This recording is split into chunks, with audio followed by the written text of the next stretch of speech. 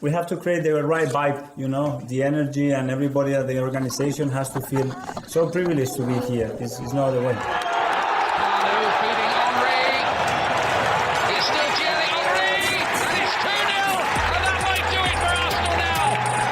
Thanks for listening to the Purely Arsenal podcast.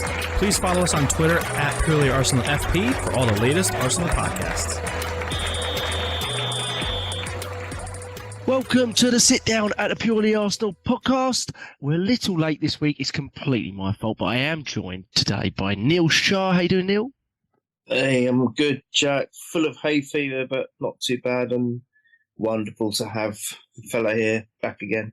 Yes, we also got James Johnstone back with a bang, talking about a big game, 2-2 draw at Anfield. How are you, James? Yeah, no, I'm all good, thank you. And just if I can quickly take a second just to say thank you to all of you guys, obviously for what you said on here after the game against Bournemouth, and then, obviously being on WhatsApp and everything as well. And everybody that sent messages on Twitter, Facebook, etc. No, I very much appreciated, and it's lovely to be back with you guys. So thank you very much. No, you're a top man, mate. Definitely always thoughts with you, and always thoughts with your family. And I know we've had some nice messages as well, which is really sweet on the old Purely Arsenal Twitter page and our individual ones as well. So we appreciate all that as well. And but I guess we've got to start with a game. It's a game. James, as you've been away for a few weeks, I mean, let's go to you. Game that had everything other than a competent referee. And when you look at it, James, I mean, the big talking point is it a point gained or 2 points dropped? And I think we can probably nullify that and say we can't really discuss that truly until the end of the season, or until we know how this season ends, at least. But how do you look at it in the sense of, obviously, if you're away from home and you're 2-0 up, that's always going to be disappointing to not go on and win that game. But then again, it's also Anfield. We haven't won there in a decade. City lost there. Newcastle lost there. United got thumped there. It does strange things to the biggest of teams. And we're certainly not immune to that. We're clearly. I just wonder where your thoughts lie now, 48, 72 hours beyond the game. Has it given you a sort of different perspective to maybe what you had initially after it? Yeah. For me, it's a point gained. When I've watched it back, there is a period there, especially that second half, where and it all goes back to that's what. And this is why I never delete stuff, because there are times where I'm like, no, you need to remember how silly you were, James. You know when they always go to yourself, what would you say if you saw yourself when you were 18? And it's always something like, oh, don't do this, don't be silly about that. When we signed Darren Ramsdale, Jack, I was one of them where I went, I'm not sure about this, and I've left all the tweets up; they're still there.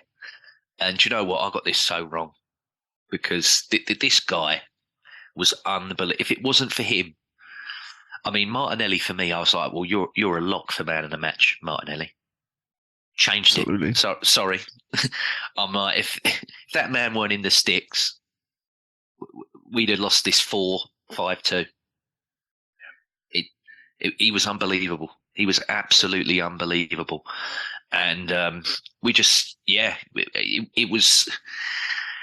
been a very, very long time since, especially this season, since I've watched Arsenal clinging on to survive, and that's how it felt. It felt like the Arsenal of the last decade or so that we are clinging on. Do you remember the one when we played Watford under Emery, and it was something like they had something like 20 odd, and it was Watford, and we were like, how are we letting in 24 plus odd shots to Watford? Like, I can't even name 3 players that, apart from Deeney and everyone, who can shoot for Watford. But yeah, there we are. And obviously everyone says hindsight's a wonderful thing, but yeah, no, it is a point gained. It is a point gained. Like you said, all the other big boys have gone there and they've dropped points. We've got a point. So, and to not lose to them all season is another feather, I think, in the Arsenal cap, because we're so used to Liverpool, especially the last couple of years, just slapping us down. So to not actually, lose to them this year is fantastic because they, when they were the, when they were the lateral flow champions, they were going on about how brilliant their side is, how great their side is. It's the best side. They'll tell you it's the best side ever in the history of the Premier League. Well, I remember that greatest side ever in the Premier League coming to Arsenal and losing. So, to our worst ever team, according to a lot of our, to us on here, that was probably one of our worst ever sides. Yep. Yeah, we beat them. So, don't know. They're all weirdos anyway. So you got to, you take what Liverpool fans say with a pinch of context. Yeah, and they also say it was the strongest league ever when they won it. Man City lost 9 Yes. games that season when they won it, and they're 7 points lower than they, after 29 games than they were this season. So I think we sometimes need to reflect on it. But James makes some really good points. Neil, you were very frustrated coming on air talking about the game. Where do you stand on it? And what's your feeling? I had this deep feeling going into this game, and the Chelsea game midweek only sort of clarified it for me that this was the biggest game of Jurgen Klopp's season. I felt throughout the season he's digging at Arteta constantly. He doesn't like the fact that there's a new coach, young coach, that's come in and got a team younger than his, cheaper than his, that is competing at the top of the league so quickly. He even had a little sly comment as to where were they last season, even though he jumped from 4th to competing from the title too. So it's very similar. Lots of similarities other than the way we play. But I felt, basically rotate the whole team midweek. That told you everything you need to know about what this game was going to mean to them. It was their game to reignite their season, I thought. But Neil, you were upset. What was your thoughts? How do you react to what James says? What's your thinking? Well, just from what you said there, bouncing off Klopp's comments, this is why I'm more frustrated that we didn't beat them, because it would have been so nice to get one over him. But having said that, I never listened to him anyway. He used to go and carry on eating his oats in his stable with his horse teeth, because I'm not interested. He talks a load of rubbish. And I think he's just upset because this is very similar to when a young Mourinho came and upset the momentum between Ferguson and Wenger. It's very similar that Arteta's come in and upset Klopp and Pep. Because Pep's been having a few words as well, making some comments here and there. Maybe not as disrespectful as Klopp, because obviously Pep's a good friend of Arteta's, but it is very similar, and that says a lot about Arteta, and it says a lot about our team, which is we're really ruffling a few feathers here, and it's great to see that disruption between the two clubs that have dominated over the last few years. It's absolutely sensational. I am on a seesaw. 1 minute I think, Neil, get over it, because actually, as you guys have just said, going to Anfield with that oppressive crowd, not many teams can win there. We're the first team to actually score any goals there this year, so that's a great achievement. And then of course they pummeled us in the second half. No matter what the reason was, there was that flashpoint, and just like last season where Arteta and Klopp had that spat, it ignited the crowd. A similar thing happened this game, and you feel, all right, fine. They really did. We were hanging on. We were hanging on the second half, and we were like, oh God.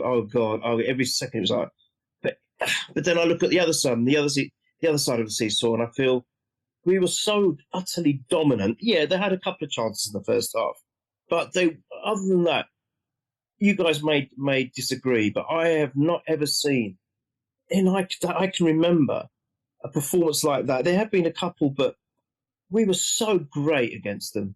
We were so utterly, how can you say, overwhelmed their players. We had them on toast. And not to just even play 50% of that level in the second half, it really upset me. It really did. I'm like thinking, we had these guys. We could have finished it off. And what a wonderful result to add to a wonderful season so far and get one over on him. And then we come away thinking, Christ, we were lucky with that at the end. But, this could be significant in two ways at the end of the season. If we win by 1 point, what a point to gain. If we lose by 1 or 2, then those 2 points potentially dropped, cost us the title. So it's I think that's what's going through my mind. I'm kind of concerned that now it's a case of City win their game in hand. If they do beat us, we've lost control. That's the point that upsets me. But then I think, well, no, we've got the points in the bag. Maybe City might drop some points, and maybe we might draw or actually even beat them at the Etihad. We don't know.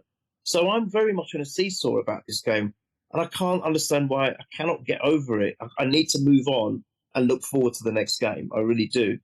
But having said that, the mentality again of the players, we could easily have capitulated in that second half. We could easily have got, as you said, the 4 or 5 goals.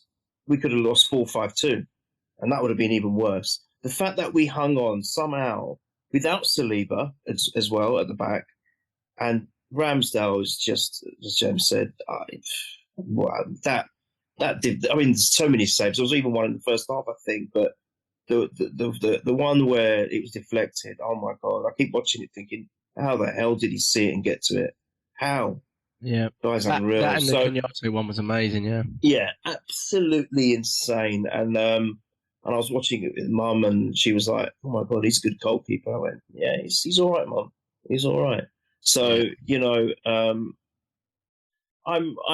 still in the middle. I want to say, look, it's a point game. I'm over it, but at the moment, my emotions, I can't. It just doesn't let me. So that's where I stand with it. Yeah, I know it's a very difficult one. I'm the same, because it puts the season in both teams' hands, and the frustrating thing there is, City certainly look like they're on their best form at the moment, as they always typically do towards the latter third of the season, and we're in a place of relatively new territory in terms of the club hasn't been there for 19 years. It's all a new group of players, youngest team in the league, youngest coach in the league, all of those things. So I think all of that plays into it, and then you just end up sitting there and sort of just playing devil's advocate with yourself and thinking what's good and what's bad, looking at both sides of the coin. But like you said, time will tell. And the frustration is, I mean, if you look at it objectively, you go, well, since our loss to City, I think we've won 7 and drawn 1, or won 6 and drawn 1, and that's a fantastic record. But the frustration is they've won all their games basically since then as well. So, and that's the level of the top of the league now. It's created a level that is just there's almost no room for error, almost basically, and that is the tough thing. I mean, in years gone by, people have talked to me about, in 2002 we beat Liverpool at Anfield, to win the league, or in 2004, and I was like, yeah, but if you look, then we dropped a hell of a lot more points those seasons.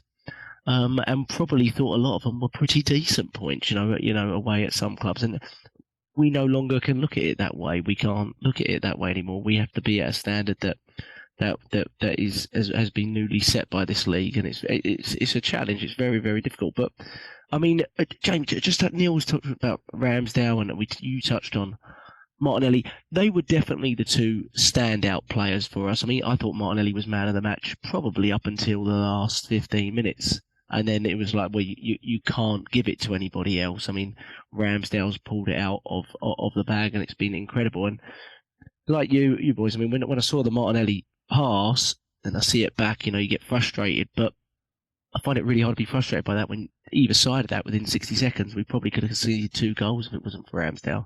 And I'm like, I find it very difficult to be frustrated by a relatively simple pass, but from a guy that was given everything, clearly for me was the best player on the pitch, out on the outfield of the pitch anyway, and absolutely incredible. And we've talked about young player of the years on this podcast, and players of the year, and how Xhaka definitely is a sure thing for young player of the year. Martinelli's the same age as Xhaka. He's got 14 goals, 4 assists. I think it's neck and neck for him. I think it's neck and neck. I don't know what the age bracket is for the PFA young blood player, under 23, under 20. I don't know what it is. But James, I mean, just touch on Martinelli's performance before we get to Ramsdale's and a few of the big instances in the game. I thought first half specifically, he was unplayable, and it was so weird because their best player was Trent AlexanderArnold. But he absolutely ruined him the first 45 minutes. And what a random game, and it shows the differences in the two halves, really. Yeah, no, I mean, since the guy joined, Neil especially has, waxed lyrical about the man, and this is the talent, mate. He's unbelievable. He's unbelievable, and it was funny because I sent the message in the WhatsApp, didn't I? Where I was like, bloody hell, if Xhaka just looks up, I said to him, he's got Heathrow runway on that right side, because for whatever reason, First half it looked terrible. Second half it's what done us in the end. But they were trying to do what we do with Zinchenko on the left, with Trent on the right. He was like sort of moving into a 6/8 role. And I was like, look at the gap there. I'm like, Martinelli is just, he's in every single time, because I'm like, look at the space. And when, obviously, this is I'm leaping forward here to the second goal, but it's a brilliant delivery, and it's a great header from Jesus. Robertson should get there, but you've got no chance, I'm afraid. It's a lovely, lovely goal, and his one as well. It's just us tearing them down, and on the other side, and then it bobbles to him from the Van Dijk layoff, and then he tucks it in for 1-0. But a great finish that by the way. Yes, it is. Such pace. I think it's been underrated a little bit how Martinelli gets out of his feet and just plants it in the top corner. Sorry, Karen. Yeah, but that's the thing I like about him as well. Because if you remember the one at Leicester away, we all think he's done for. Do you know what I mean? The kid's brave. Like he is. Again, going back to the old days, I'm used to us having Theo Walcott out there, where it's like, if I could get hurt here, so I'm not going to make that shot. Whereas Martinelli's like, I'm probably going to get whacked and it's really going to hurt me, but I want this team to win, so I'm going to score the goals. Do you know what I mean? He could have got, he had the keeper slide in, he had the defender. I'm like, he could have got sandwiched there, really, really done himself some damage. But that's what he's prepared to do for this side. He's all about, this team, and the best Arsenal teams that I've had in my lifetime, Jack, were teams that had goals by committee. We've always talked about it. We've been too reliant. We were too reliant on Van Persie scoring all the time. That's why we never did anything. Then it was, we're too reliant on Aubameyang scoring all the time. And apart from the FA Cup, which we did win, we never really committed ourselves to the league and everything, because we're just so reliant. If Aubameyang doesn't score, what are we going to do? Now we've got these two young lads on either side that, like you said, they're bashing in 12s and 50. We keep joking about it all the time. Numbers. Well, these two, especially Martinelli at the moment as well, he's on a rich vein. Ever since Gabby Bonlahor said he was rubbish, he's been absolutely brilliant. Yep, and Jesus sort of come into that central position. I mean, their link up is fantastic, Jesus and him, and you saw it for the second goal, didn't you? And he is really on form as well. Yeah, the sad thing is, and it goes back to what Neil was saying a minute ago as well, is that Ben White gets booked about 23 minutes in. That sadly, talk about that, please. Yeah, that sadly leaves where he likes to go for, because sometimes he knows, if I get caught back, I've got a foul there that I can take that yellow, and then, but where he got it so early, that lost a lot of that play that we like to make. And I thought Odegaard, I didn't think he was terrible, but I think they did a ton of research about, I think he's like Klopp always licks his lips about Martinelli. I think Klopp's a big Odegaard guy as well. Yep. I think he really, really likes him. And I think he looked at him beforehand and was like, look, just as soon as he touches the ball, literally on him. Yeah. Did you feel the right-sided... Because there were times... Sorry to interrupt. Did you feel the right-sided trio in White, Odegaard, Saka? It never really clicked in this game. It never really was right. I thought White was relatively poor defensively. I do think the yellow card had part way to play in that, and I thought that was probably one of the worst refereeing decisions of the game. It wasn't like he got the big calls wrong. He got the cumulative calls wrong, and he never balanced it amongst the sides. So all the little calls that we should have got, like little fouls on Saka from Robertson's, fouls that we got against us. I mean, the Ben White one is in our attacking third, and he makes the challenge. It's no way near our own goal. He gets the ball fully, gets the man a little bit after it, but it's actually no way near as bad as what Konaté does to Xhaka in the second half, and that's not even given as a foul. That's where Liverpool fans came back to me after the game, and they were like, well, we're upset with the ref too. And I was like, well, that's interesting. What are you upset with the ref about? Oh, we think we should have had another penalty. And I went, okay, showing they thought, Gabriel on Salah, and they also looked at the Tierney one on Salah where he was pulling him, and I went, I think they're both really, really soft, but okay, I see where you're coming from. But my issue was the cumulative fouling, and I think that built the pressure towards the crowd emotional moment as much as the Xhaka moment did. Sorry, carry on, James. Yeah, no. I massively agree. The Konate one that you talk about in the second half is exactly the same foul that Ben White makes. So it's like you said, how is that a booking for that one, but not a booking there? And I mean, I had their fans saying to me like, "Oh, but you think that our penalty wasn't a penalty?" And I'm like, "No, it is." I'm like, "Your penalty is," because I said to them, if the one that Arsenal got against Leeds the other week with Ayling is deemed a penalty, then that one is as well. Because I thought the one that we got was soft the other week, but it is a penalty. Yeah, but it's soft, and I said it's the same here. Because it's hard to argue with the Jesus one in the first game against home game against Liverpool. Yeah. I said to them, they're penalties under this current rule. You know how it is now. They are penalties. Yeah. Do I agree with it? No, not really. I prefer how football was when I was younger. You know, the game sort of got to play out a bit more. But yeah, no, the decision making there was silly. It was silly by that ref, and he lost control of the game at times. He lost complete control of the game. Neil, if I bring you in, where's the biggest talking point is how did the game flip?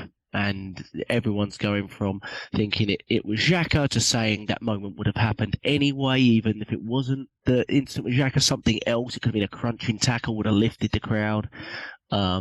You know, some people are saying, well, it's really hard to see a direct correlation between Xhaka's moment and a poor defensive moment down our right side where Ben White gets caught out of position and a few other players do, leading to a goal. It just happens to happen a couple of minutes after it. What's your take on it? I actually have some sympathy with Xhaka in this situation, and I rarely say that with disciplinary actions from Granit Xhaka. But I don't know what your thoughts are on it. It's hard not to correlate it because as soon as it happened, things changed. You know, we could have gone at half time 2-0 up, which would have maybe been a much different, a different complexion of the game. Yes, they might have still lifted themselves in the second half, but we would have still had that 2-goal advantage. Maybe things could have been different as a result of that. But so it's hard not to. I don't blame. I put a tweet out and I wasn't even blaming Xhaka, but someone said, you know, it's not his fault. I said, but I'm not blaming him. I'm not blaming him because you guys are right. Something else could have happened to spark the same thing. The Anfield crowd, that's the way they are. That is exactly how they are. You know, it takes one small things to happen if the things are not going their team's way, for them to ignite and galvanize and become this, you know, almost like a monster of a stadium, and that can unsettle the best of teams in Europe. We've seen it happen. It is one of the most formidable stadiums to go to and get anything out of. So again, looking back at the point, it's not a bad point at the end of the day when you look at it like that. But I just feel, yes, anything could have ignited it, but it's hard not to correlate that moment. Now, I'm not blaming Xhaka. I personally feel, you're talking about, you know, maybe I think it was before air or maybe while we're on air, players of the season. I think he's been one of our players of the season, to be fair. Yeah, definitely up there. Without a doubt. I mean, he's resurrected himself. Not only that, he's put 7 goals in. He's just been at the heart of pretty much everything. We laud over Odegaard and Martinelli and Saka and all the others and some of the defence. But I think also Xhaka is right up there. For me, he's top 5 easy to be one of the players of the season for Arsenal anyway. Don't know about the rest of the league, but for Arsenal certainly. And I have the utmost respect and good how can you say, good feelings towards the man, without a doubt. And I'm not going to let one incident then think, oh yeah. So because I've heard some horrible things on Twitter, I've seen them. Oh, same old Xhaka, here he let down again. I'm like, what are you guys talking about? If it wasn't for him, we wouldn't even be in this position in the season. So what are you talking about? But I think hindsight's an easy thing. I think Arteta hopefully would have drilled into them, especially after what happened last season with him being at the focal point. Say, don't give them anything. Don't get sucked in to their game plan of fighting us because we will beat them with our football. We're much better. We are a much better footballing side. You just let your feet do the talking. Don't get involved or embroiled in anything. But I think at the end of the day, and especially at the position we were in, we were 2-0 up. If it was 2-2 then and that happened, you'd think, yeah, all right, okay, you can understand his frustration. So I think he just lost it just for that moment. But Trent's not without fault here.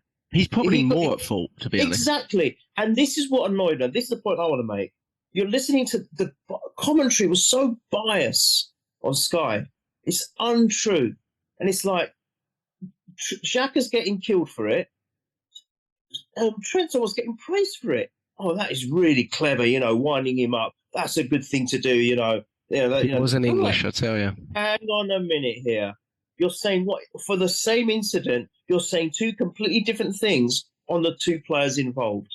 Trent is at much to blame, if not more, and you are praising the lad. And that is what wound me up, Jack. And I think that is why you asked, going back to your initial question, why I feel like this, because I so wanted to get one over on this team so badly. And I think I'm just letting my emotions get the better of me, thinking, no, it was 2 points drop.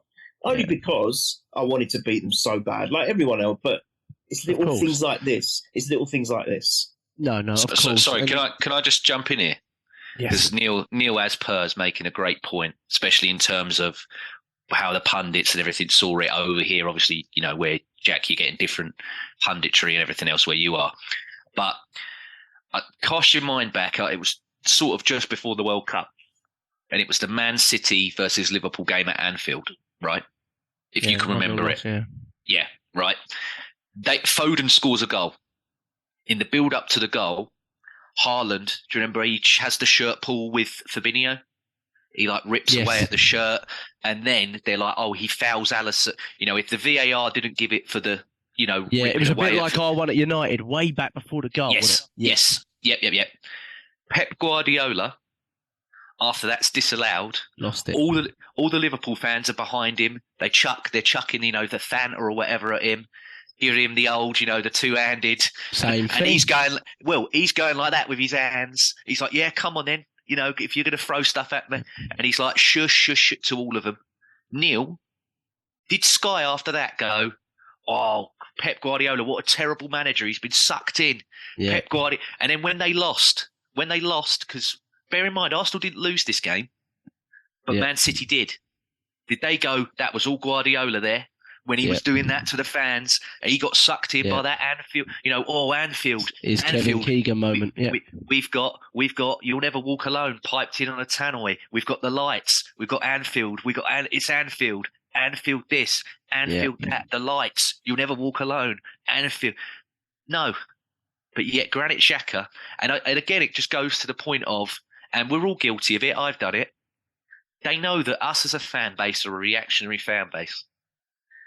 And we will engage with them and give them the interactions they need, because this has gone on for 2 or 3 days. Sky is still putting tweets up about it now. Yeah, did Granit Xhaka cost Arsenal this? Did Granit Xhaka? Because it's just a narrative that they want to, portray, and we get sucked into. It never happened.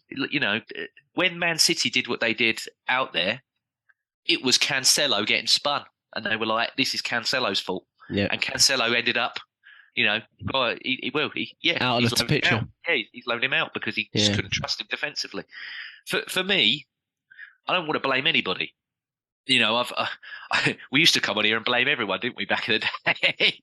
But for me, I'm like, if you're going to point at somebody, I'm looking at Zinchenko. Sorry, mate, you can't have your legs open like that, mate. Yeah. Well, do you know what? I'll be honest. I've watched both goals multiple times, and I don't think either fullback has done very well in this game defensively. And we really needed Ben White specifically, because Zinchenko, we don't expect that of him. But when I watched the Zinchenko one, I think we all look at it now and go, he shouldn't have really been on the pitch at the 87th minute. You should have subbed Tierney in at about the 70th minute, because whilst I still think Tierney's a little bit suspect defensively, he's definitely more effective defensively than Zinchenko. But do you know what? Even with that, I look at it and I go, I quite admire Arteta watching that game and going, no, do you know what? I want to keep Zinchenko on because I think we're going to start to dominate the game again like we did first half. What an amazing confidence that is. Like, everyone's talking about his negativity. Oh, he went to back five. He sat there for like 85 minutes and went, watching all of that second half and going, nah, we're going to start dominating in a minute.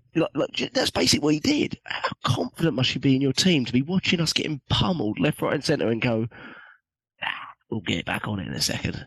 I thought it was, I was as frustrated as anyone, but when I look back at it, I was like, that's amazing confidence to come from the old Rob Holding era of get him on as soon as we gone 1-0 up, like 12 months ago. Do you remember? We were like, flipping heck, it's getting earlier and earlier, this Rob Holding moment. It's the 35th minute we brought Rob Holding on. That kind of stuff. Do you know? Like, so in a way, I look at it and go, even that, I kind of like the arrogance, the stubbornness of Mikel Arteta, even though it cost us. And hindsight's so beautiful here, because if that moment didn't happen, and we got away with it, you somehow, look and you praise Arteta like you have done all season with substitutes. But in hindsight, he definitely got a couple wrong, and we'll get to that. But I just think, I think both fullbacks didn't cover themselves in glory. I think Ben White, even after the Zinchenko nutmeg, Ben White's kind of in no man's land to get to the Firmino header, albeit it's hard for him to get back. But I think for the first goal, he's probably more culpable, where he's kind of found himself very square and the ball's gone in behind him and Rob Holding's suddenly at right back. But again, it was a difficult game to evaluate. I think my feeling on the Xhaka one is it all goes back to the ref. It was a foul on Xhaka. And Xhaka's annoyed because someone's gone through the back of him, and the old Xhaka probably 2-foot someone, but he's just gone and sort of stuck his knee into the back of Trent's back of his leg, like little nothing really. And Trent's lost it, Xhaka could have fell to the floor there really, and Trent should be off. He's not really done a lot beyond that. The coming together with the heads is probably the worst part of it from his perspective, but I kind of watch it and I'm like, my initial reaction was, where's the free kick? Like, I was off, before all that incident happened. So if I'm reacting like that, then I can kind of understand it. Like Ian Wright said, you can kind of understand where Xhaka's coming from. This isn't a moment where Xhaka's just gone in 2-footed hot-headedness. I think there's a little bit more to it than that. And it's unfortunate, the goal happens and then you look at reasons for it. But great point on the Pep one. I don't think anyone's brought that up yet, and that is a great point, and it's how the media spins things. And we've got to be stronger than that, haven't we? Because we've not been used to this position, and whatever happens with it, I think the least we can do at this point is stick together and back the team. They've brought us this far, and we're going to have rocky moments. We've got Liverpool away, Newcastle away, City away, Chelsea at home. We're going to have rocky moments, and hopefully they will too. And if it's all about them having a one rocky moment against us at the Etihad, then I'll wait patiently for that, as long as we do our business elsewhere. So, in the second half, let's get to it then. In the second half, Neil, what were your feelings with the substitutions? The big talking points are the lateness of the Tierney one, and the Kivior one, which brought us into a back five that we're used to, but not with Kivior in it, and not when we brought off our captain necessarily. So personally, I felt I kind of didn't know what we were doing at that point, and it was in a really critical point of the game. And I don't know what you felt about it. I felt a bit sorry for Kivior, to be honest, more than anything, but I don't know what your thoughts were on it. That reminded me of the little bit of panic that's set in against Man United at Old Trafford. Yeah. It just reminded me of that. I was a bit... I'm not great with all of this. You two are much better with me with the science and the reasons why and where players fit into certain positions. But when I saw that, I thought, just from a layman's position, what are we doing? And it's unbalanced the team at a critical moment. We have proven it ourselves this season. How many last goals have we scored to secure crucial points? And despite their dominance, it could have got one. We almost did. And to make the substitutions like that, you're thinking, you're unbalancing the team, so that lessens the chance or the percentage to be able to maybe be in a position to score that last minute winner. Now, don't get me wrong, like you just said yourself, Jack, hindsight's a wonderful thing. If it had worked out, we'd be like applauding his substitutions, thinking, wow, what a genius this man is. And look, I loved what you said earlier as well about he's so brave. And, you know, to sit there and watch 45 minutes of absolute, oh my God, we're hanging on here, and yet still be brave, that is the reason why we're going to win the league. I still believe we're going to win the league. I mean, I'm not letting this say to me, oh no, after everything we've done, because we've dropped 2 points to Anfield, we're not winning anymore. I still think we're going to win it. And that's one of the reasons, because of Arteta's forthrightness, if you like, and his courage. But I didn't get it. I didn't get it at all. I felt a little sorry for Trossard as well, to be honest. I think, for me, he scored how many times against Liverpool? Loads, yeah. And he's got confidence against that team. I was a little bit put back by he should have had more time on the pitch. But then what do you do? I mean, Jesus is excellent, Martinelli is excellent, and Xhaka's excellent. Yeah, it's very Xhaka had an off day, didn't he? Yeah, go on, yeah. Yeah, that's right. So maybe things could have changed a little bit there. I felt Trossard lost out. I think he could have, and he did one thing which I can't remember completely because I did deliberately not watch the game back. But I think it was it leading to that potential goal at the end where he did like a little unbelievable flick. Yeah, which is not being talked about enough either. The flick to Martinelli is unreal. You know, if and I know he's not your greatest fan. You're not a greatest fan of him, but Ozil used to do stuff like that. Yeah, and people stand and watch it for half hour. And people were like, "Oh my God, did you see that? That's one thing that he's done. That's brilliant." Yeah, that would be reeled for about a year. That would. Yeah, that's what I'm saying. So it was great. And Kiwior didn't do anything wrong. Did you see his pace? I know. He's going to be good. He's going to be good. Whoa! Did you see that? Have you seen that meme of him just absolutely obliterating everyone coming back, getting back? He's going to be well good. Yeah. So, and you can't blame him. You know, he's thrown into a position where things are a bit strange. Again, one of the most oppressive stadiums ever. And he didn't do anything wrong, but it just unbalanced the team. For me, it was an unbalance, and it really reminded me of the Old Trafford panic. And again, Arteta liked that situation. We went from strength to strength. We did really well. And we got to this position. He will learn again from that. Arteta is still learning as well. Let's not forget that. He's still learning. And he'll soak all of this up. And he's the kind of manager that will do that. And he's the kind of human being that will do that. Because I think he's very Wenger-esque, guys. You know, there used to be so much talk about how Wenger used to live, breathe, eat the game, sleep the game. I think Arteta's very, very similar. And he'll look at all of that and think, right, next time I won't make that same decision. I might do something a little bit differently. But I felt sorry for Kiwior because I don't think he did anything wrong. But he'll be great. I think he's going to be a great player as well. And Trossard, I think, if anything, should have been on earlier. That's how I see it. And Tierney as well. I agree with you. As good as what Zinchenko does in the attacking part of the game, defensively, you know, I know Tierney's had a lot of critics, but the couple of cameos he's made this season, I think he's been excellent. And I think he might have been the right person to bring on in this game a little bit earlier. He nearly scores, Neil, when he comes on. Yeah, it was very similar to the Robertson one in the first half, wasn't it? There you go. Yeah. And the frustration there was he probably could have just laid it inside. I think Trossard or Martinelli was right there, but you can't blame him. For me, Jack, it goes back to, it was a quote that we said many podcasts ago where it's respect is an advantage that your opponent should not be entitled to. And I think when you go five at the back, we're talking about, their, the atmosphere and how cagey it is. You're bringing on Kiwior in a pressure, his Premier League debut in a pressure cooker game. You go to a back five. Away debut, correct. That moves the defence back 5 or 10 yards. Liverpool smell that and go, they're scared. Keep going. For me, I looked at it and thought, just get your runners on.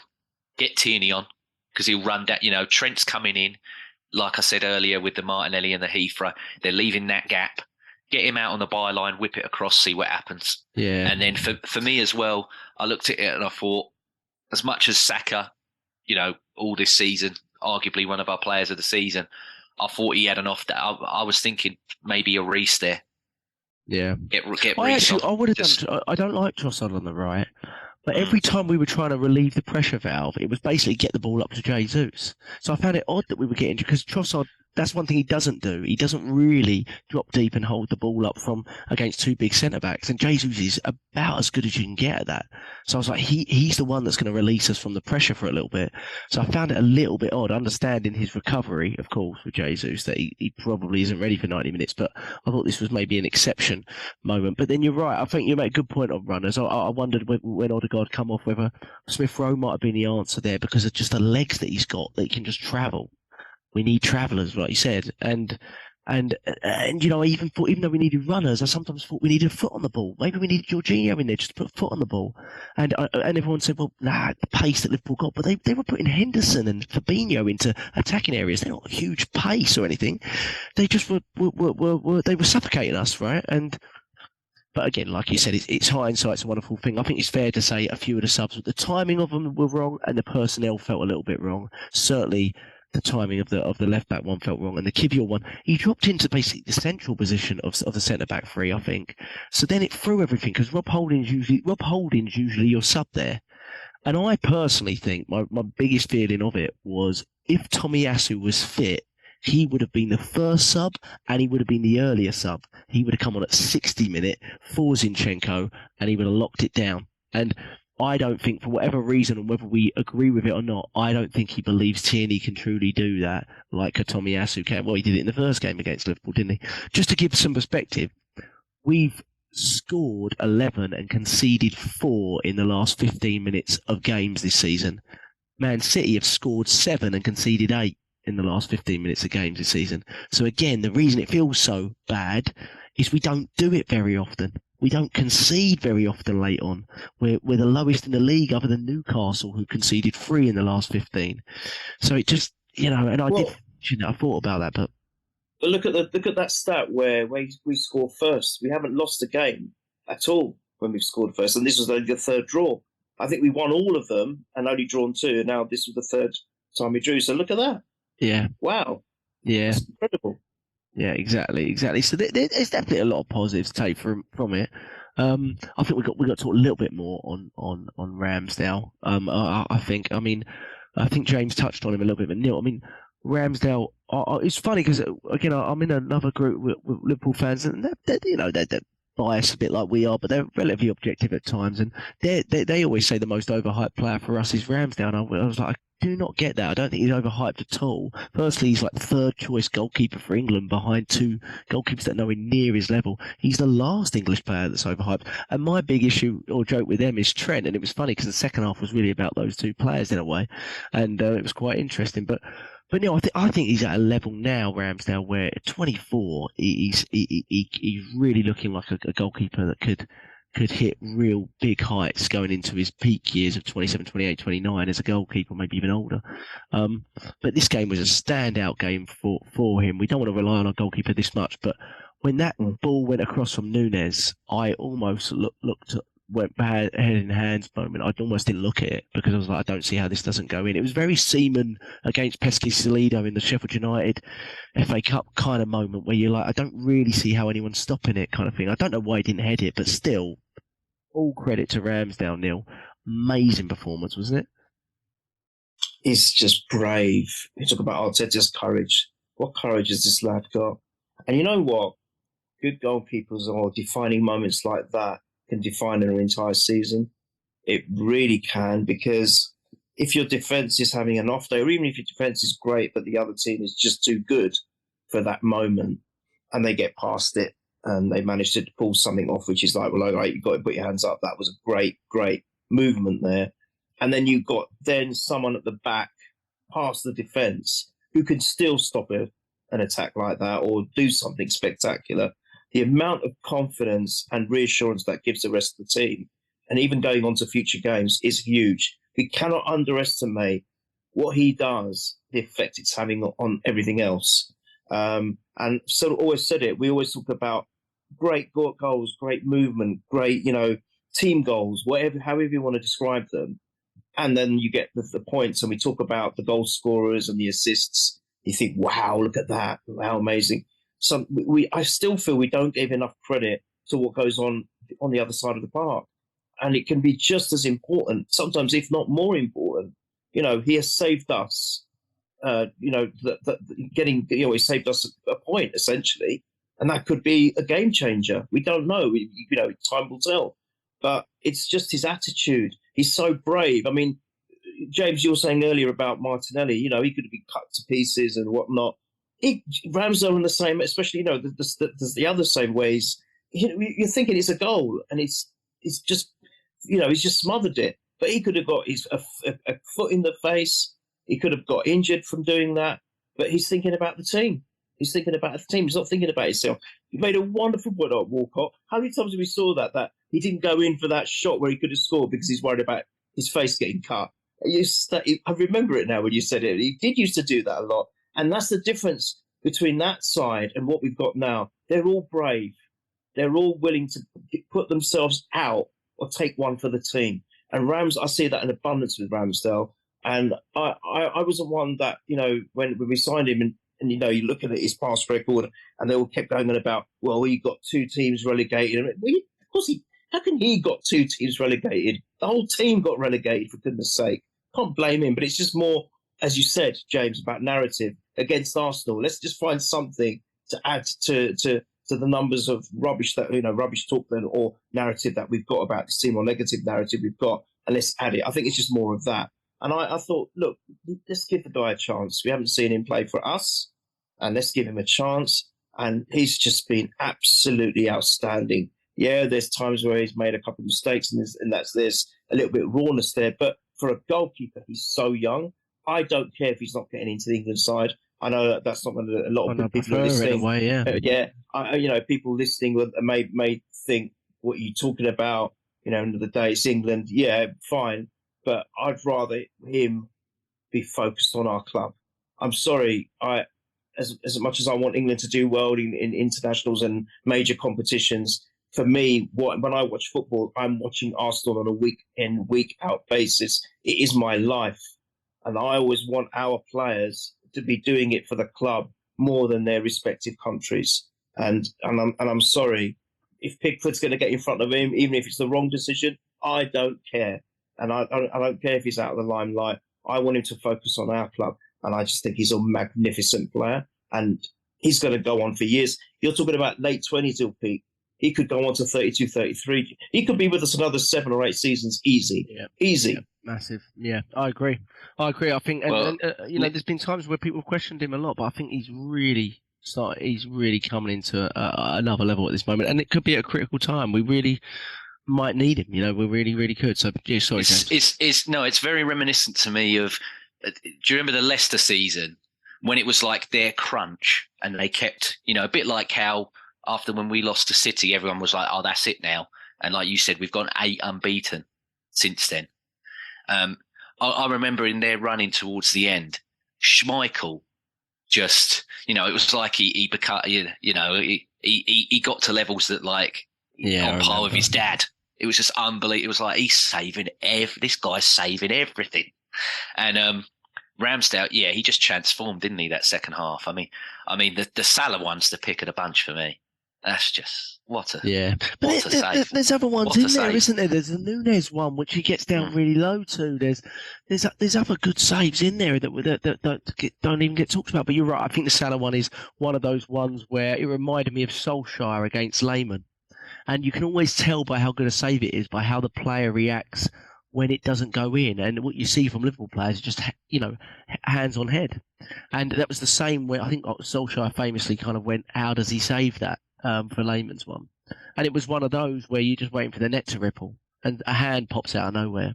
And plus the deflection added to it, making it even more difficult in a way. And I think, I didn't hear it, but Roy Keane was supposedly praising Ramsdale, and even the commentator was like, well, he rarely praises anybody, then certainly not goalkeepers. So I think that says a lot for what a performance it was. And it's not like we've not seen performances like this from Ramsdale before, or Leicester away last season, or was that this season? I can't even remember anymore. I think it was last season.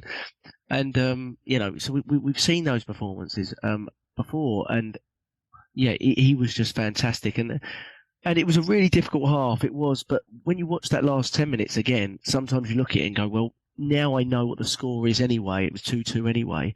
I'm kind of thankful those last 10 minutes happened, because it makes the players look at it and go, wow, I'm not as disappointed. Now I'm just sort of so thankful we held on to something. And the XG, which we talk about a little bit, it was 3.9 to 1.5. That's non-penalty XG. We've not conceded that kind of XG this season ever. It's not even existed against us, So when you look at that, you probably look at it, even though a lot of their chances accumulated into the last 10 minutes, and there's big question marks about what the subs and how that had an effect on it. They also made subs too. They brought Thiago and Núñez on, who were probably two players that probably would have started for them, on another day. And they probably had from their perspective, they're probably looking at it and go, wow, look at those changes and what effect they had on us, So I think you've got to look at the other side of the coin. I think when I come out of it, I'm like, yeah, okay. I was disappointed, I was disappointed after the game, definitely. I think we all were. None of us went, oh, yeah, good, we've got a point. But when you look at it in perspective and you watch back some of the moments, you're like, okay, all right, let's move on to the next one. And what the hope is the team collectively can respond just like they've responded to setbacks this season. We need that. We need the response that we had to City loss again, because if we get that response again, it's ours. You know what I mean? So that's what we need. Yeah, that's great. I think that's it. Spot on, Jack. I think the only difference is we responded when we lost to Man U. We responded when we lost to City. We've got to treat this as a loss and respond the same. What is there? 8 games left. If we win 7 and draw 1, the title's ours. It's as simple as that. Exactly. And I think last season, ironically, when we had that run in, I was thinking Newcastle was probably the hardest game. I actually think this time, although Newcastle's going to be really tough, obviously I think the Man City game is going to be the hardest. So I would, if there is going to be a draw somewhere, I'd obviously love to win all 8, but if there's going to be a draw somewhere, let that be at the City one, because then it's status quo. But we've just got to, as you said, it's so competitive now. We can't, a draw is like a loss because they are so good. You remember what they were doing to Liverpool? They were always playing after Liverpool and they were having to play catch up. And you'd think, they're going to fall. They didn't. Whatever Liverpool did, and they kept on winning, City answered with a win. So we've got to remember that. We have to bear that in mind. And now, looking at their result yesterday, you're thinking, maybe still for you today, Jack, that, all right, they're going to have all this overload of games with the FA Cup and the Champions League. They've just dismantled Bayern Munich 3-0. It's like, oh, my God. Yeah. So, it's like, maybe we can't rely on the fact that they've won other competitions. We've just got to do our thing, and we've got to keep on winning. And let's just come straight into the West Ham game. Let's do the number on them, please. Yeah, it's a big one. They have a midweek game in the Conference League. I think it's away in Belgium, maybe. I don't know how strong they'll go for that. They're fighting for their lives as well, in the bottom half of the table. So they're probably, I presume they're prioritising the Premier League, but they still have to go. They still have to travel. It's, we know what it's like. We played mixed teams in the Europa League, and we know how challenging it can be to come back. So hopefully we prepare well all week and we focus on it. I don't think the team's going to change much. But from a neutral's perspective, absolutely what a game it looked like it was. When you look at it, I think after a few days, I was like, that must have been a really good game for a neutral to watch. Frustrating for us. We can't forget how good we were in the first 40 minutes, though. I think we were fantastic in the first 40 minutes. The moment where Zinchenko shoots from outside the box and it just hits past the post, I remember sitting there thinking, God, we're good. We're really good. Do you know what I mean? And for whatever reason, that altered and changed and the environment and it does it to the Real Madrids of this world. We've seen Real Madrid get pummeled 4-0 at Anfield in the past. We've seen stuff, and we didn't, and we hung on in there. And I do think it's really, really important to go back to this was Liverpool's biggest game of the season for the moment. And I genuinely believe that. I think this was Liverpool's biggest game of the season. If you watch the 3 games in the week, at Man City, they put up nothing. They were shocking. They didn't even bother after the second half, really. Against Chelsea, they rotated hold of their team. It was all focused upon, let's get back to Anfield and let's have a moment to sort of reignite our season. And I think even though the Xhaka moment, I think that moment where they tried to ignite the crowd, did you see how many times their players ran up to the crowd in the second half, just trying to get a lift out of them, a rise out of them? And I was like, they're trying to do everything because they're struggling here. They're struggling and they're having a really tough season. And you know, they're saying, oh, you know, we're terrible, this, that, and the other. Their team hasn't changed largely from last season. It's very similar. So, you know, you can't have it both ways. You can't have the best right winger and the best goalkeeper and the best centre back in the world and then suddenly say your team's rubbish. Your team hasn't changed that much. They've had some bad moments, but they always raise it against the big teams and they always raise it against us. We know that. We know that. Anfield against us is a historic game. Not just for us, for them. 89. There's so many things, right? And look at the Jack. What I don't understand is that the whole week they've gone like, yeah, you're not a rival to us. Man City are our rivals. I'm like, then why do you want them to win the league? Yeah. They're like, because you lot are insufferable. I'm like, coming from you lot. Like, bloody hell, you know, they were grabbing their sisters when they got a draw. I'm like, calm it down. You know what I mean? No, exactly right, and I think they don't want it because it basically removes a lot of what their beliefs were. It's 100%, mate. Yeah, they've started this narrative again, as well as with the British media, that their rivalry between Klopp and Guardiola, because of the, you know, they've got the 90 odd points and the Centurions and this, that, and the other, that it's better because of the points that was done. And I'm like, no, and again, okay, Liverpool, rightfully so, what they've spent, the majority of it, they've redeemed from very, very good player sales. But struggling now, though, aren't they? Well, exactly. But I'm like, you've just outspent the rest of the league. The league, like you said earlier, the league has gotten weaker. This year is quite strong. You got your Newcastle in there that spent, you know, got money now. You got United. Spent a fortune. Well, United have actually got a manager instead of a ex-player that was a PE teacher, you know. So, yeah. Do you know what I mean? Exactly right. And the seasons, that is their argument a lot of the time. It wasn't like they're not like the City. I was like, I think on paper this City team is probably better. You know, they've got Haaland in it. They've got and the frustrating thing really from our perspective is City have had the fewest injuries in the league other than one team. And when you look at that is quite frustrating. And when Liverpool won the league, they played their whole front three for almost every game. They started almost every game. We've lost Jesus for 3.5 months. We've lost Saliba for over a month now. We lost Partey for 7 to 8 games. So our injuries, while not cumulatively looking like a lot, the quality level of them and the first team level of them have been pretty significant and at pretty significant moments, right? I mean, we played City at home without Jesus and Partey. I mean, that's pretty significant. If that's the equivalent of, let's City not playing Rodri and Haaland against us when we go to the Etihad, they look like robots. They just don't look like they get hurt. Isn't it something like 20 league games since we've played the actual first preferred 11? So, which you know, has like never lost a game, by the way. Everybody, how it is, you know, the Ramsdale, White, Saliba, Gabriel, Zinchenko. 20 games since they've had, you know, they've all been in together. So, what's your thought as we move off the game a little bit? Oh, I had one trivia question. Let me quickly get it to you. The last time we drew 2-2 with Liverpool at Anfield, I was there. I sat in the cop. So, obviously, watching this game, it brought back memories. So, and they also scored a very late equaliser through Martin Skirtle. It was the moment that Per Mertesacker ducked, and everyone went, "What's he ducking for?" I don't know if you remember that. 2014. We drew 2-2. I'm not going to ask you anything about the goal scorers. I want to know, what was the significance of that game? There was something that happened in that game where it changed what we did for the rest of the season and for the next season. Does anyone know what the significance was of that game? 2-2 draw at Anfield. It's to do with a particular player. I'll give you a little hint there.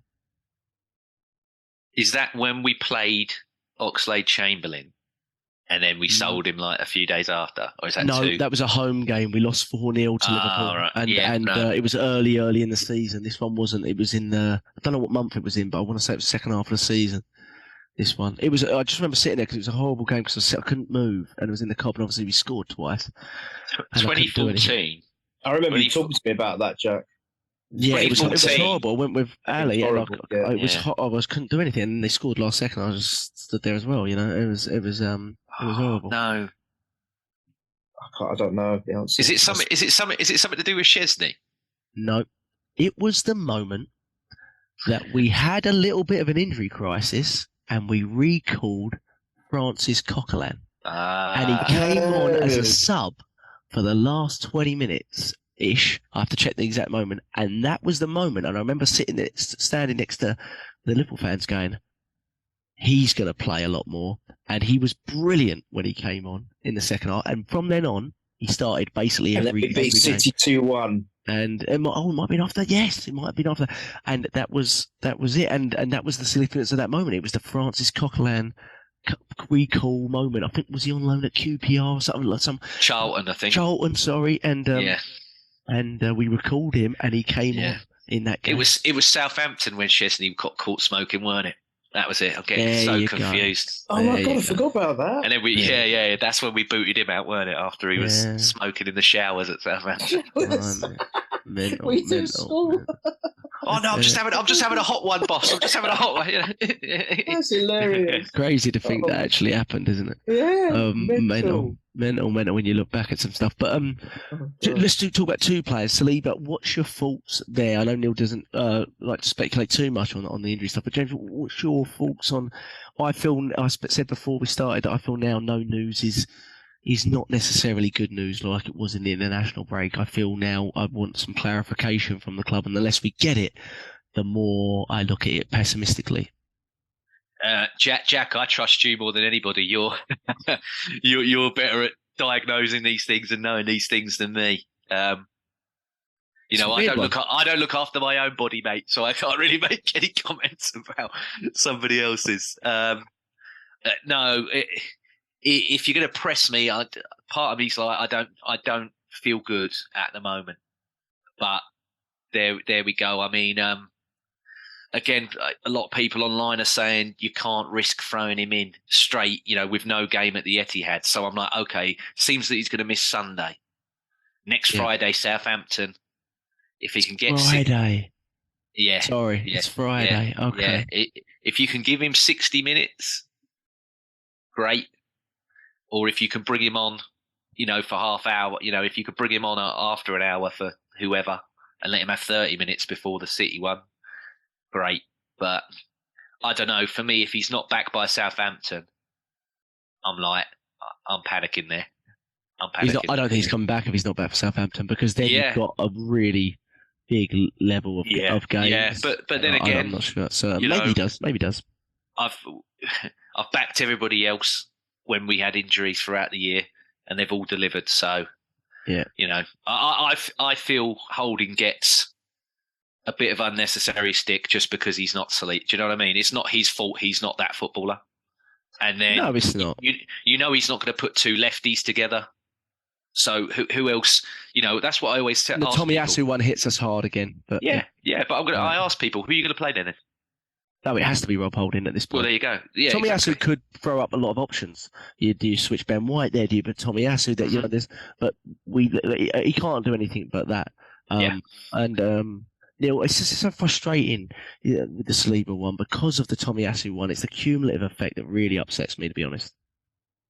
Both in that blooming same game as well, wasn't it? Yeah, first 20 minutes, stupid, absolutely. So I was livid. I was at that game and I was livid. I wanted to go home. It's almost like the game result didn't matter. Yeah, I was like, I want to go home. We're going to lose every player for this stupid game, for this stupid cup. I was fuming. All right, and I have total respect for all cups. I always want to win the League Cup. I want to win the quad. You know this. But that particular moment and that game, I wanted to go home. I was so, I'm going to swear, I was so pissed off because I thought we've just lost two key defenders in one stupid game in 20 minutes. Fuming. Absolutely fuming. I am worried a tad because Saliba's been an absolute monster. He's been the perfect foil for Gabriel. Their relationship together has been phenomenal. And if nothing else, he deserves to be there at the end. He deserves it. He deserves to be playing. You know, he deserves to be on the day when we seal the points to win the title. He deserves it. I'm thinking James, he'll be there for us next Friday. That's when he's going to return. I hope so. I bloody hope so.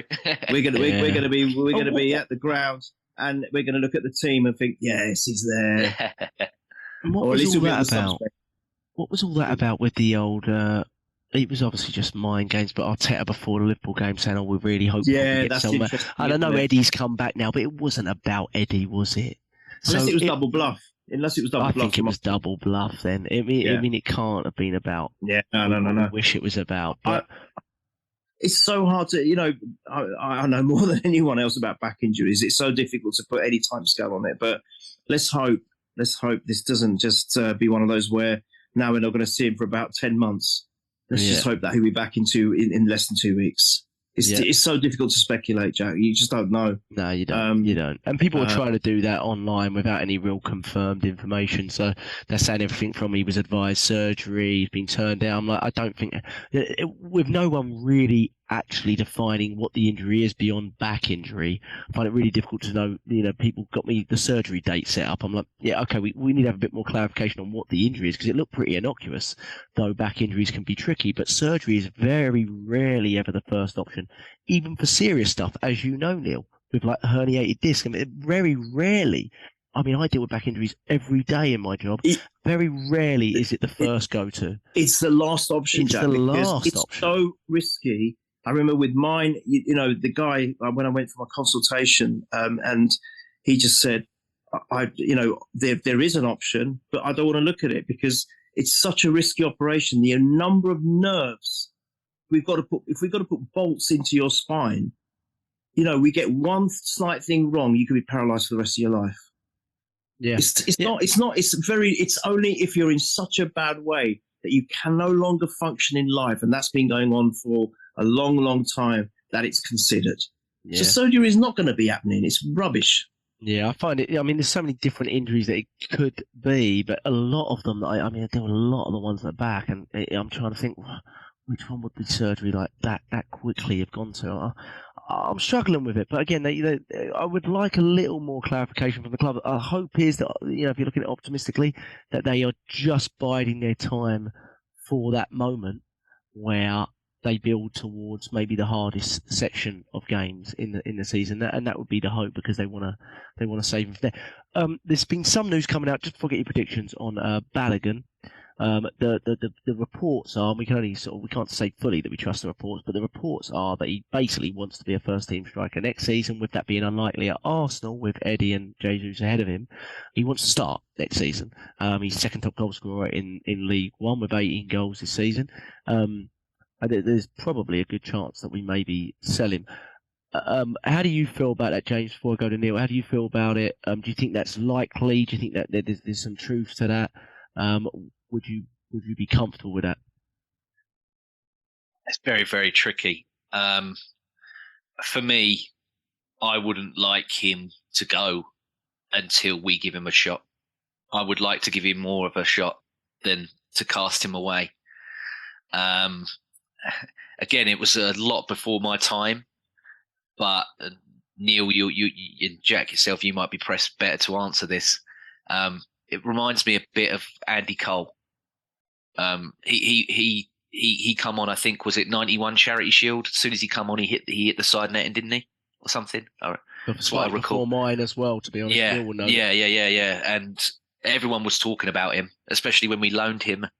I think he went on loan to, was it Bristol or something? We loaned him out to before we sold him.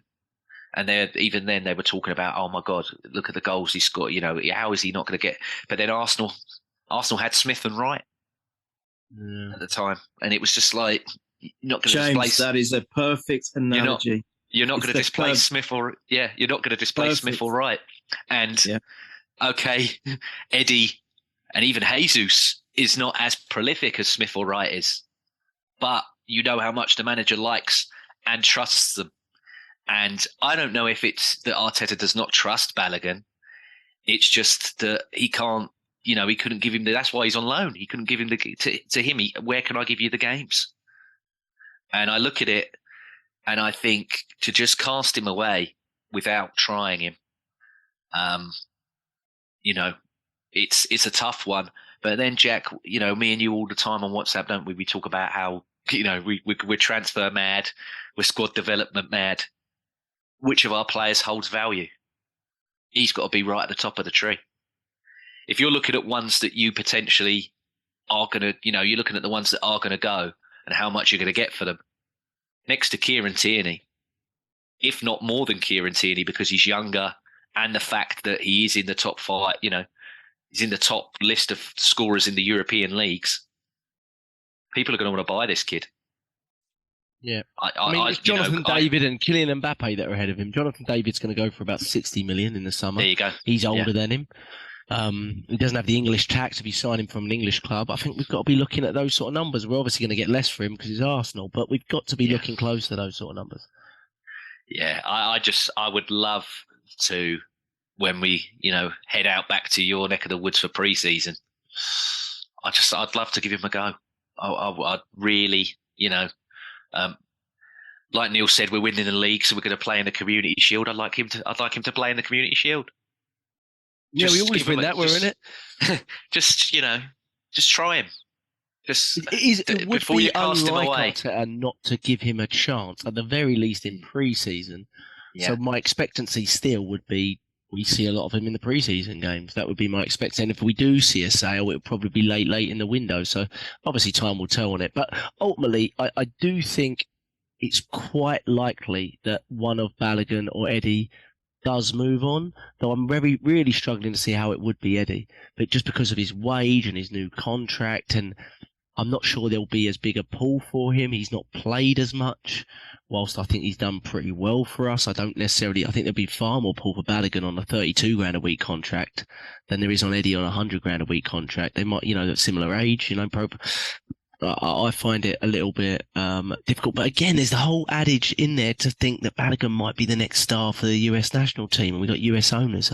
There's all of that to throw in there as well. It'll be very interesting to see where we go for it. Ultimately, it's a good thing because we've got players now that if we do decide to sell them, there's genuine money like Kieran Tierney that we could get from. So if we do decide to make the sale, we can make our peace with it like we did with other signings in the past where Oxen and Wobie and people like that, where we're getting good money for that player and we can use it properly. And if we do sell someone, I'd like to see a right winger come in, to be honest, to give Xhaka some respite. But let's do our predictions. If we can sell him to someone that doesn't hurt us, yes, I'll be grateful. Yes, I'd rather he go abroad than stay within the league. That would be my perfect scenario. The problem you're going to have there is just like City had with us, is you're not going to get the fees probably. But but with Balogun, because he's done it on the continent, maybe you will with him. With him, there's going to be, like you said, Leipzig have been interested. You probably are going to get that interest from Europe. So I think there's a good chance there. And Balogun probably willing to do that, especially if his ties aren't to, England national team and things like that. More likely, maybe. I don't know. Neil doesn't want him to go.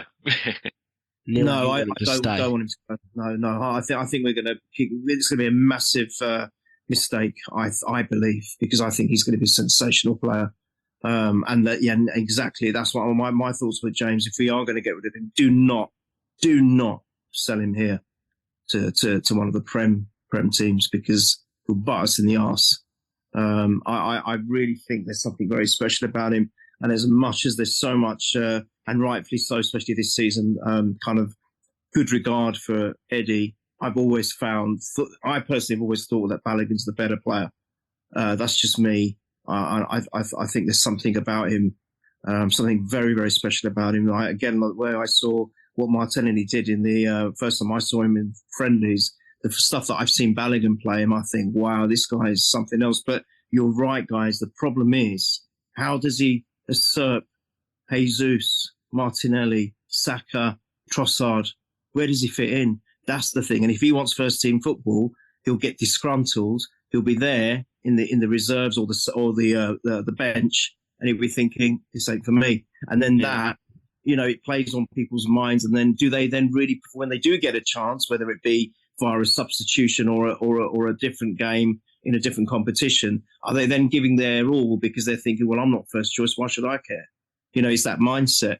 But then again, playing devil's advocate and having said that, if we're in 4 competitions, there's a good chance he will feature, but I just don't think he'll be featuring first team week in, week out, especially for the Prem. And that's what he probably wants. So it will be with a heavy heart. That kind of part of me agrees it might be the best for him. My God, I think, James, you're right. We've got to give him a go. We have to just give him a go and see what he can do and see how he fits in now with this new setup. Because before, when he was with us, we weren't playing like this. So, he might fit into this setup and wow, we might just like, oh my God, we can't let him go. But the only consolation is what you said, with the likes of him and Tierney will command some good money. But in this occasion, I don't want the money. I want him. Yeah. I want him. So Neil wants to sell Eddie. That's what he said, basically. But the best case scenario is giving him the Eddie minutes. That's the best. I mean, even the most optimistic big fan of Balogun, the best case scenario is you give him the Eddie minutes. And those minutes weren't that great until January hit. So then you're in if he's truly like, I want to play every week, it won't be realistic, probably. And then you will have to make a decision. But hopefully, at the very least, you chuck him in pre-season, he looks fantastic. And then it creates this sort of player that everyone wants. And that's not a bad thing for the club. I always say, if you've got a youngster that either goes for big money or comes through and does really well, you've done well. If it doesn't do either and you lose them for nothing, then you've kind of failed on them. But if you get an Iwobi situation or a Xhaka situation, they're both successes, right? Xhaka obviously more so, but Iwobi's still a success for us, right? Came through, played about 75 to 100 games for Arsenal, sold him for 35 million. That's a successful, product from the academy. That's what you want. So, all in all, it's a good thing, hopefully, no matter what. But predictions, West Ham away, every game. The next game is always the biggest game of the season. This is massive again because we need a response. Neil, what's your prediction and your first scorer? I think it's a Sunday game. We play after City again. I think we're basically playing after City every weekend at this point. But they don't play next weekend though, so that's something to think about. But we've got to beat West Ham first. So Neil, what's your thoughts? Have to win. We have to win. Yeah. No draws, no losses. It's a win. As what we discussed today, City are relentless. We cannot lose and we cannot draw. We've just got to bounce back really, really strong. Having said that, I won't go with a mad score. I'd actually say they can be tricky. They can be a tricky team, but I think we've always come out on top against West Ham, generally, on an overall scale. I think we'll win 2-0. I think we'll win 2-0, and I think Martinelli will score. 2-0 Martinelli. Oh, I really hope so, mate. I'll take that. James, what about you? Yeah, I'm going to go for 3-1, and I'm going to go. Let's get Martin Odegaard a goal. He tore him a new one, didn't he? Obviously we had it was straight after the World Cup, and he'd been on the. He didn't go, did he? But he absolutely smashed him to bits when we played him at home, didn't he? So yeah, that was the first game back, wasn't it? Yeah, their fans are wanting them to lose. So a lot of them are like, they want to get relegated, so their owners leave. So if that feeds into the players, then it's crazy. And they've had a weird one because they obviously got smashed by Newcastle at home, but then they went to Fulham away and won, which was probably not expected. Yeah, they were upset. They were upset they beat Fulham. Yeah, it's interesting, isn't it? Well, because they want Moyes. Yeah, they want Moyes gone and the owner's gone. So they're like, we want to lose every game. I can't believe them. I sit here and go to them like, I've never sat there and wanted Arsenal to lose anything. You can never want a team to lose a game. That's they're like, strange one, isn't it? I hate the owners. Hate relegated. Moyes. I mean, what? Yeah. Strange one, isn't it? They've got some good players as well. So they're a dangerous team. Let's hope they play all of their good players in midweek. They'll go for that, mate, because they'll be like, and he's like, it will pad over what is a terrible, terrible season. Yeah, well, I think they'll go for that. I think they'll go for that. Yeah. Yeah, I'll go. I really want us to respond. I'll go 2-1 Arsenal, and I'll go Xhaka. Hopefully, he's been a little bit quiet against Liverpool, I felt. Although I thought he started early on well when he had some key moments, the little drag back where I just felt he was playing on ice in the second half. Every time he got into a position, he fell on the floor. I remember at one stage going, change your studs, mate, because you had two key moments in the second half where you remember the one that came across and it could have gone anywhere and it went into Alisson's hands from across from Martinelli, but he lost his foot in there. And then the cross where he dragged back and went through two players. And he lost his foot in there when he tried to cross it to Trossard. And there was no one coming in because we didn't really push anyone forwards. But I'll go 2-1 and Xhaka. Boys, thank you so much. Sorry we're a little late this week, but it should be up and in enough time before Sunday's game against West Ham to tune in. Thank you. We're on @PurelyArsenalFP on Twitter. And just Purely Arsenal on YouTube. Look us up, Purely Arsenal Podcast. Please subscribe if you can. No adverts, none of that rubbish. And we try. I did do one last week, which was my fault, but we try. We've been pretty consistent about doing one post-game podcast a week, and we'll try to keep that up through the season, hopefully into glory. Thank you, boys. Up the Arsenal. Big week ahead once again. And up the Leicester as well.